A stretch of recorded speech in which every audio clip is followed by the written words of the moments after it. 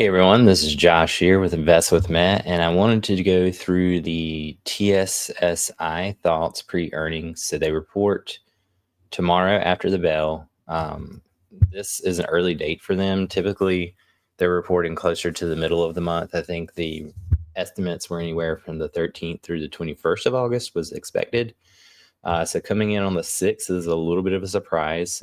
Typically, when companies move their earnings up, uh, they're not rushing to give you bad news. So we'll have to see what comes of that. But with that as kind of the backdrop, I wanted to go through their previous earnings from the last 5 quarters. And I'll share that with you. And then we can walk through this and try to get an idea of what we might see this quarter. It's really hard. They do have a lumpy business, which they said as much on their earnings calls. They do talk about the macro in the Q1 call with the tariff potential and how that may impact their business, where they are in AI. But they did say there's strong demand, so I don't know that that's necessarily something to be too worried about right now. So let's take a look at our snapshot here, if it'll let me share it.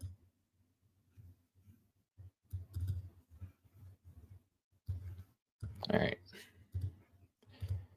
So this is pretty much everything. Let me move my stupid face out of the way. Why am I in the way? All right, whatever. You can see my stuff. So this is the last 5 quarters. And you can see here since Q3 of 2024, the last 3 quarters, they more or less topped out in their systems integration. And this is why they expanded to the new facility. They were maxed out here, 7.5 to 8 million is pretty much all they could do with the site that they had. The new facility, though, is supposed to support 3x this.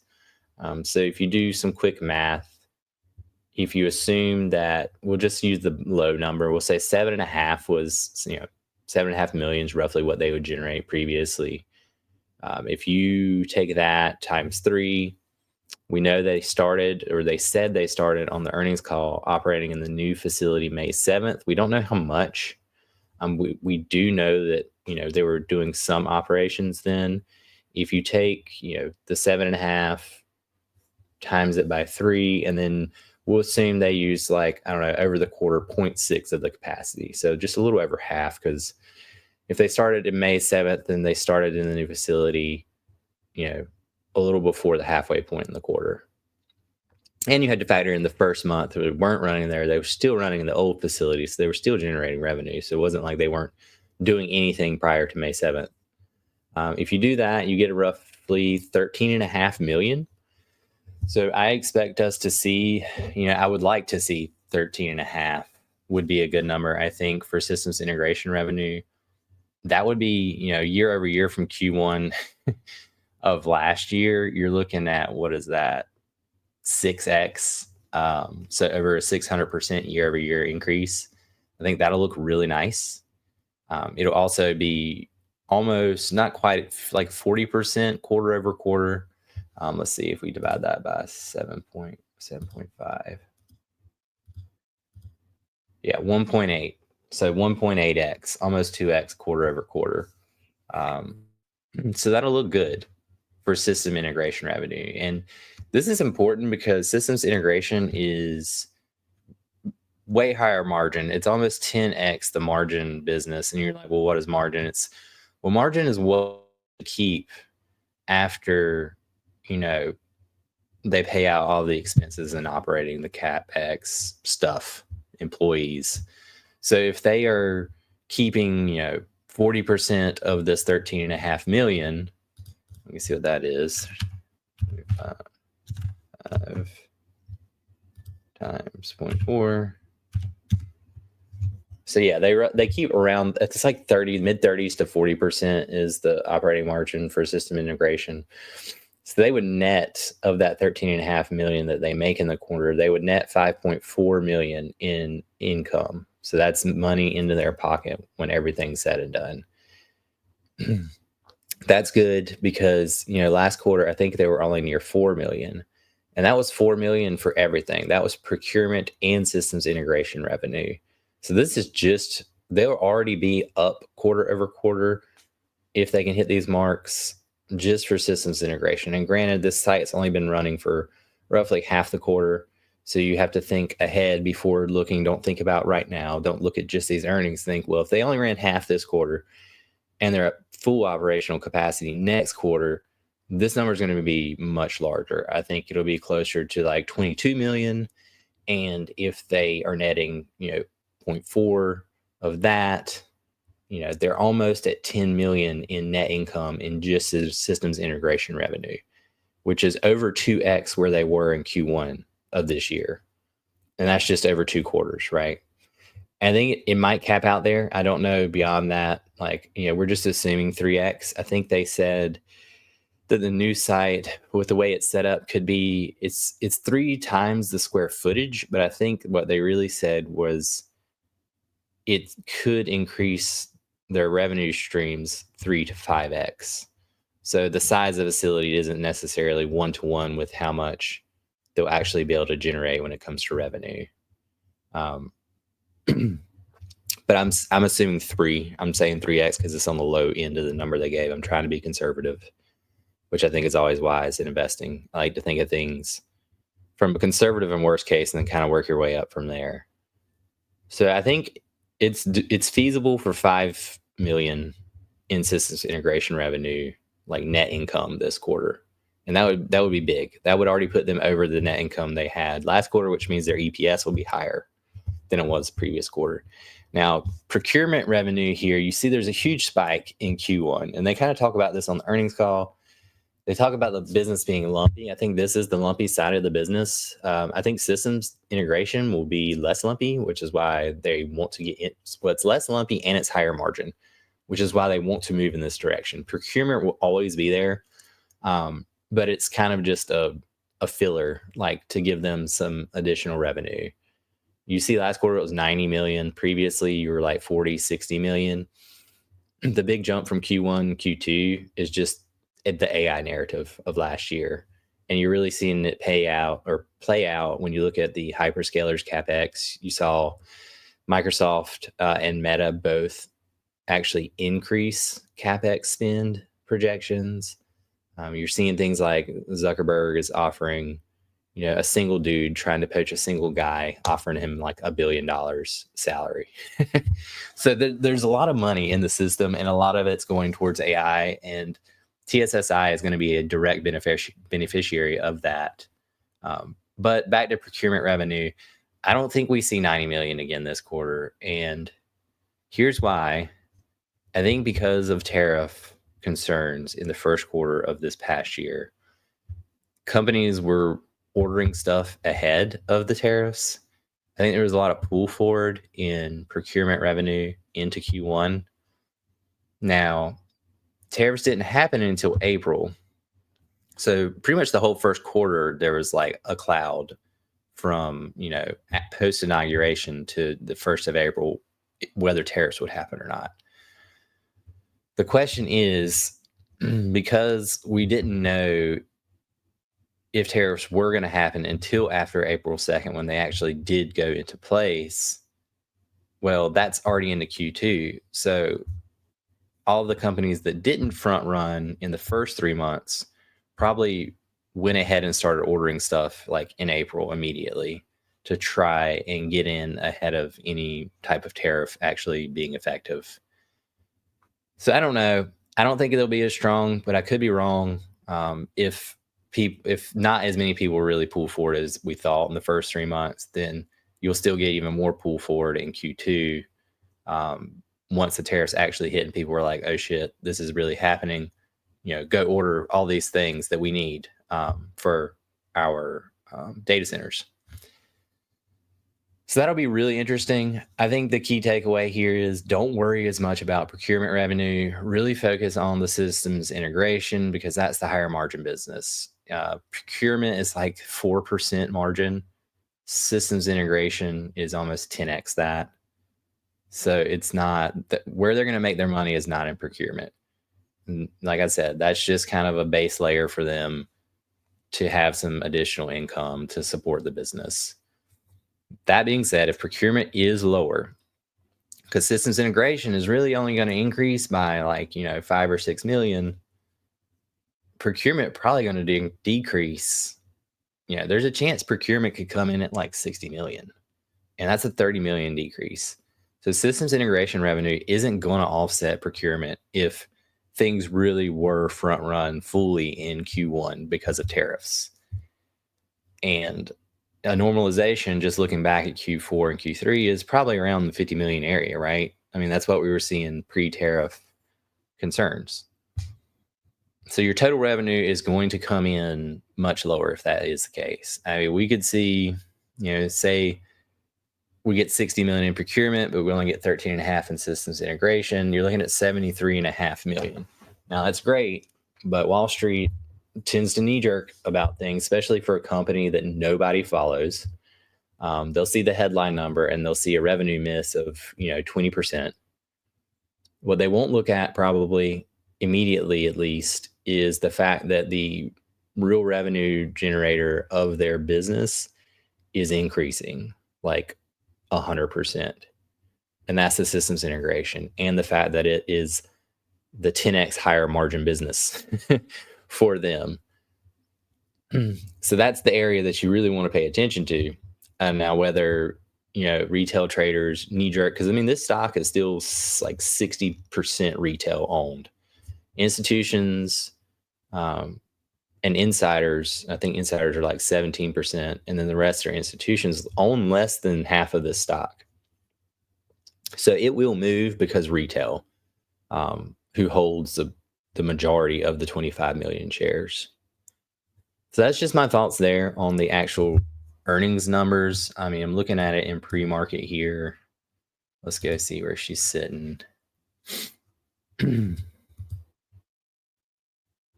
Take a look here. So in pre-market, we're sitting just above $30 right now. And you can also see kind of some of the other stuff I'm looking at, the other stocks. So yeah, we're sitting right here at 30. ISSC is the other one I've kind of been following. It's sitting at 18. It's had a pretty good run. I think I called this one out in the 14 or 15 area, and it's really taken off. This is a aviation play, defense and commercial business for airlines. But let's go to the big ass chart. All right. So looking at the big ass chart, I'm not really one for TA, but if you're looking at this, you got a pretty obvious little line here, your top. And then if I can figure out how to draw like an actual line.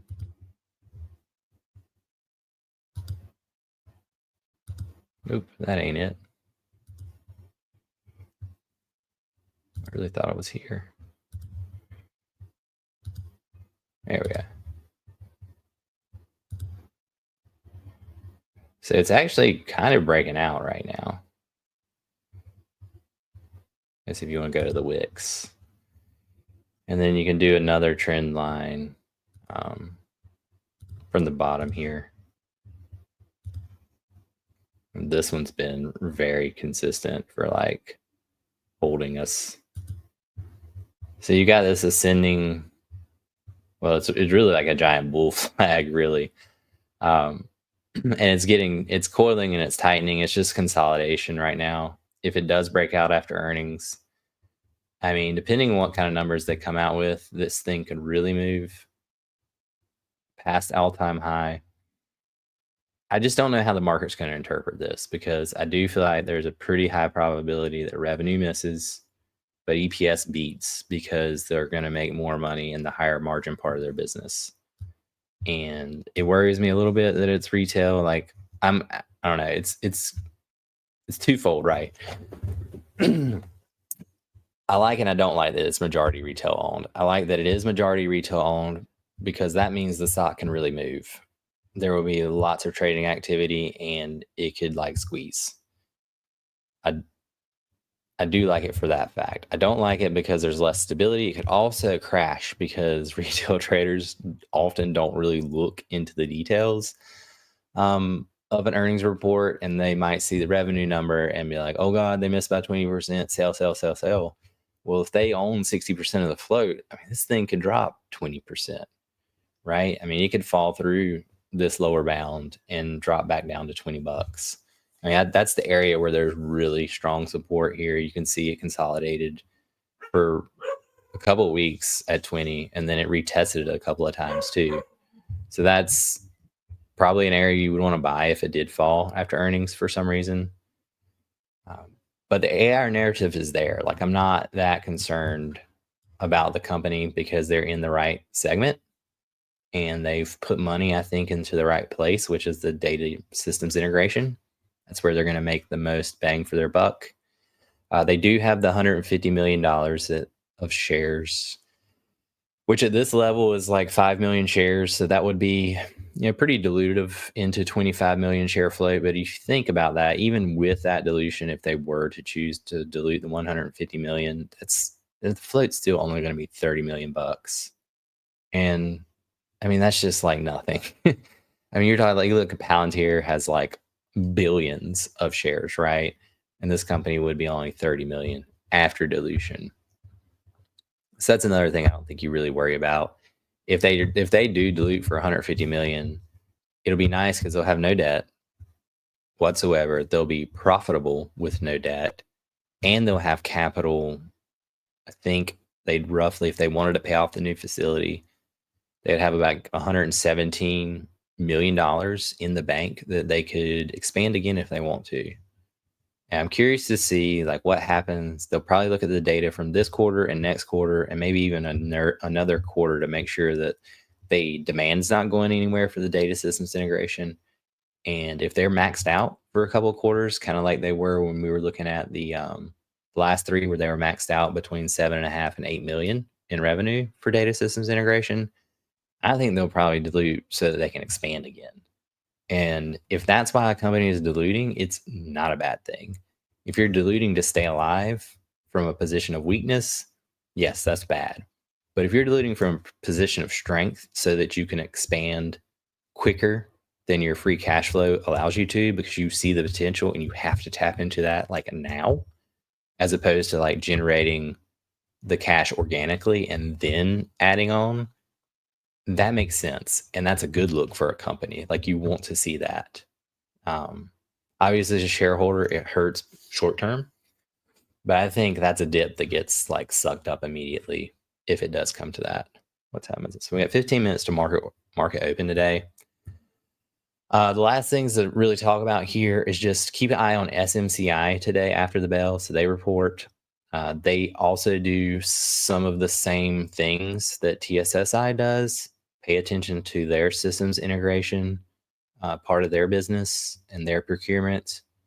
Look at their numbers. If they're way up, I think that's a pretty good indication that, at least for the procurement side, that everything wasn't front run in Q1. So TSSI should still have robust procurement numbers, and maybe they'll still beat revenue.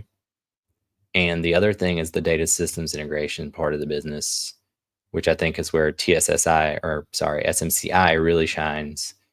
If their numbers look really good, then you can be a little more assured that TSSI will also be stronger and be a beat over the previous quarter.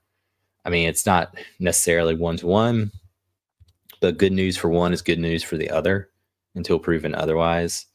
Ultimately, we'll find out tomorrow afternoon after the bell what TSSI numbers are, but SMCI will be a good point of reference. And we may even get a pop after hours today if SMCI crushes it. And the opposite could happen too. If their numbers look weak, that's probably not a great for TSSI, which brings me back to what we started the conversation with. They pulled forward earnings early to report. So like, why would you do that if you're going to give bad news, unless you're trying to get ahead of a narrative? I don't know. Dell hasn't reported yet. Last quarter, I think Dell reported first. That was really nice because you could see kind of how Dell was doing. And since the majority of their service is through Dell, you could infer like how TSSI was going to do.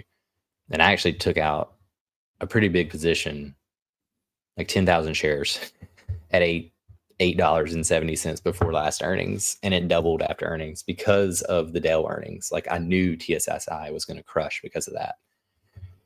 So we'll see. I'm trying to think if there's anything else. Not really. The only other thing I can think is probably the potential for a new partnership announcement. It's very little to go off of, but there was a LinkedIn post of one of the higher ups at AMD who's in the like. So the AMD partnership would be really nice. I think it's one of the biggest gripes and why this isn't getting coverage yet by any analysts is they're just a Dell affiliate at this point. If they did announce an AMD partnership, I don't even think it would matter what they report for earnings, honestly. If that does come to fruition, which would be a surprise to me, they're going to fly. Like this will fly. I don't even know what that could potentially mean for them. But just the name alone carries a lot of weight in the industry and would be additional, security for them that they're not dependent on just Dell. So we'll see. They certainly have a much larger facility to, help multiple partners. So hopefully that's something that they'll be able to achieve, if not this quarter, sometime this year. And I think at that point, once they start getting analyst coverage, you'll see the stock move a lot higher. All right. Well, that's it. One last thing. Sorry. Wanted to talk about EPS. So we do get procurement around 60 million, and we do get the 5.4 million net income from data management, systems integration. Sorry. 60, let's see, times 0.4.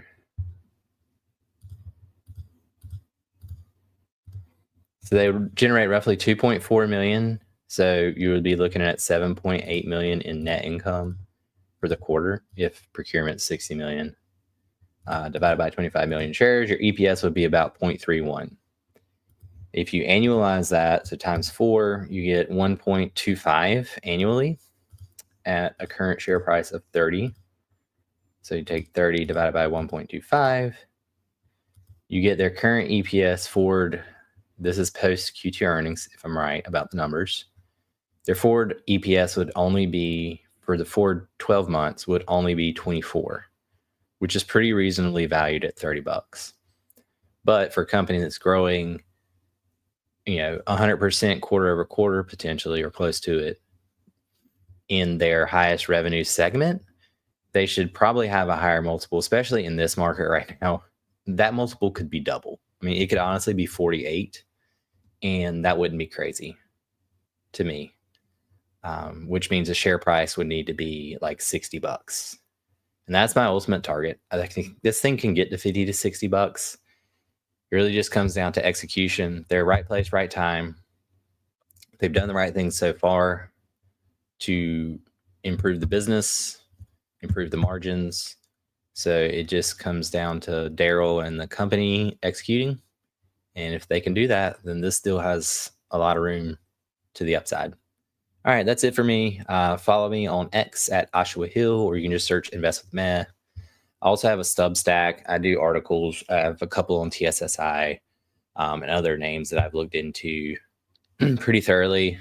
And then you can find me on YouTube as well, Invest with Meh. I think it's 2 H's there because somebody already had that name somehow. Anyways, good luck. Happy trading. Hopefully after the bell, SMCI will give us some good news, and then we'll see what happens tomorrow with TSSI. Fingers crossed. See you, everyone.